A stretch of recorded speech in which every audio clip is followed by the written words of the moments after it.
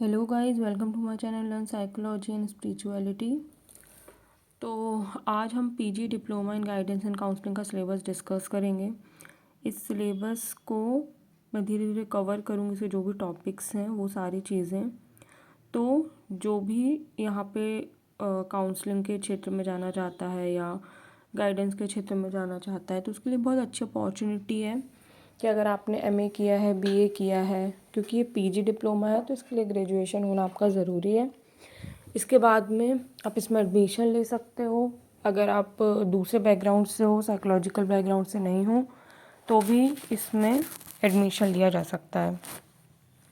तो इसका जो पहला पेपर है वो है थ्योरी एंड प्रैक्टिकल गाइडेंस 1, ठीक है। पेपर नंबर, कोर्स का कोड दिया है PGDGC 101। इसमें पहली यूनिट क्या है? Meaning of concept of guidance. इसके अंदर आपका आएगा nature and definition of guidance, purpose और स्कोप क्या होता है गाइडेंस का, गाइडेंस के प्रिंसिपल और एम्स क्या होते हैं, या फिर जो गाइडेंस के लिए, एक अच्छी गाइडेंस के लिए कौन सी एसेंशियल चीज़ें होती हैं, उन सबको डिस्कस करेंगे हम फर्स्ट यूनिट में। फिर है सेकेंड यूनिट। सेकेंड यूनिट क्या है? Need of guidance in different areas. तो यहाँ पर हम देखेंगे कि एजुकेशनल गाइडेंस का क्या रोल होता है, उसका क्या मतलब होता है और क्या ऑब्जेक्टिव्स होते हैं। एजुकेशनल गाइडेंस की ज़रूरत हमें क्यों पड़ती है, या फिर गाइडेंस के कौन कौन से लेवल होते हैं, जैसे प्राइमरी, सेकेंडरी, हायर लेवल। और फोर्थ यूनिट में हम देखेंगे कि एजुकेशनल गाइडेंस के प्रिंसिपल क्या क्या हैं, ठीक है। तीसरी यूनिट जो है need of guidance in different areas.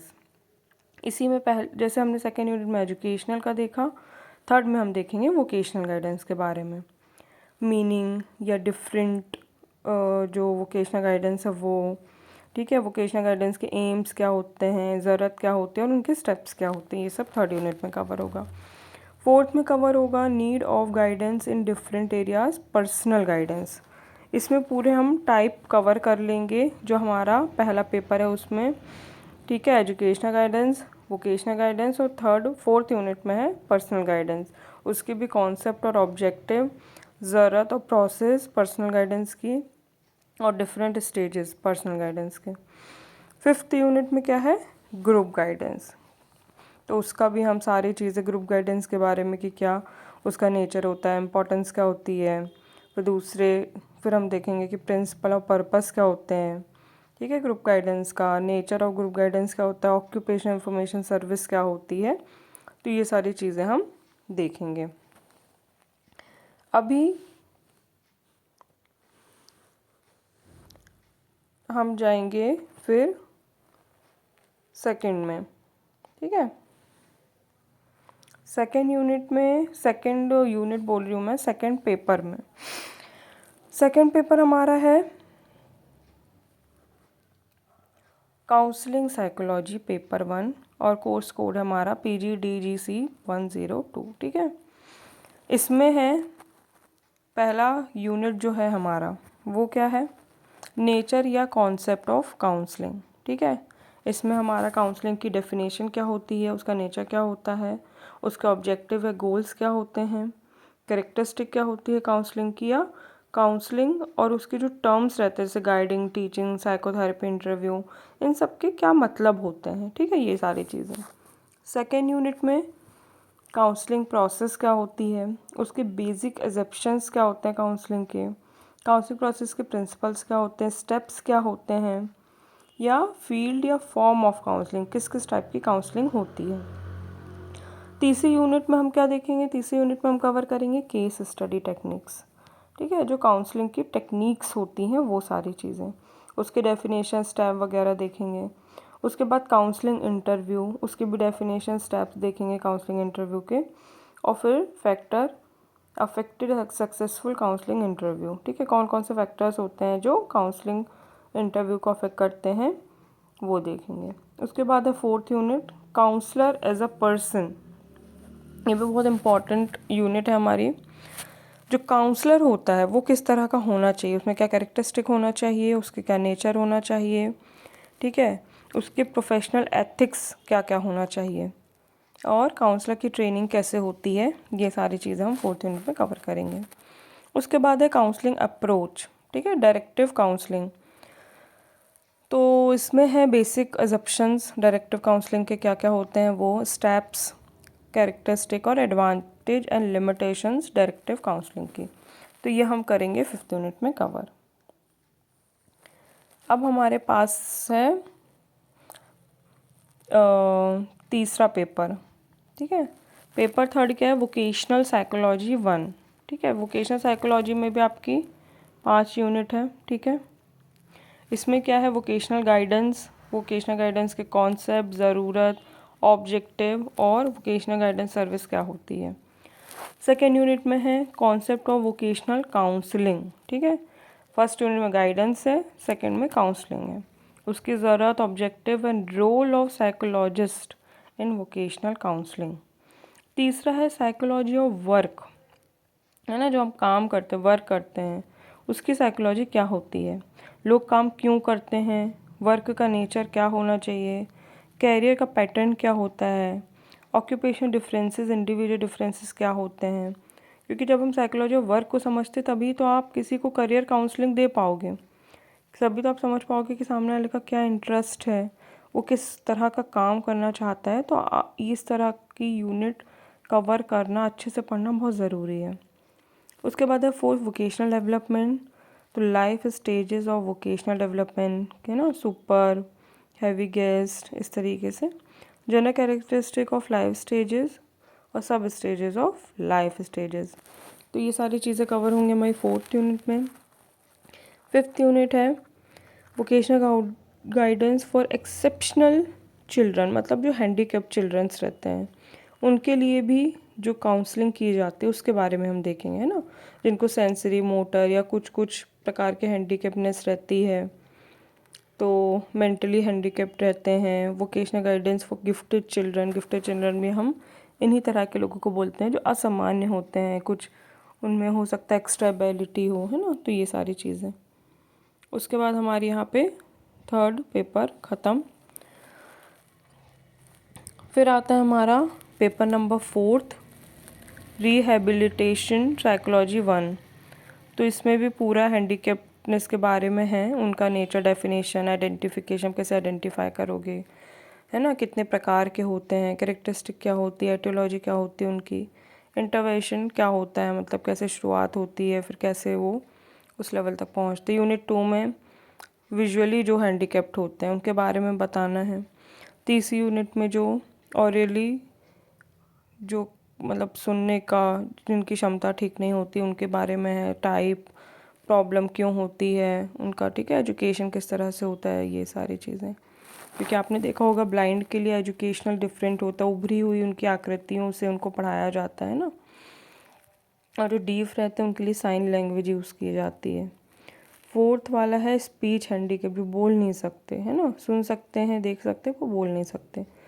तो ऐसे बच्चों की जो रहती, कुछ हकलाते हैं, इसमें बहुत सारे प्रकार के टाइप्स रहते हैं। तो इस तरीके से हम पहली, दूसरी, तीसरी यूनिट कवर करेंगे। और लास्ट हमारी रहेगी बेनिफिट एंड प्लानिंग, जो गवर्नमेंट ऑफ इंडिया है उन्होंने हैंडीकैप बच्चों के लिए क्या प्लानिंग्स की है, क्या क्या फैसिलिटीज़ हमारी सेंट्रल गवर्नमेंट देती है, ठीक है, क्या रिजर्वेशन है एम्प्लॉयमेंट में, टैक्स में क्या उनको रिलैक्सेशन मिलता है, ट्रैवलिंग में। तो इस तरीके से हम 5th यूनिट देखेंगे।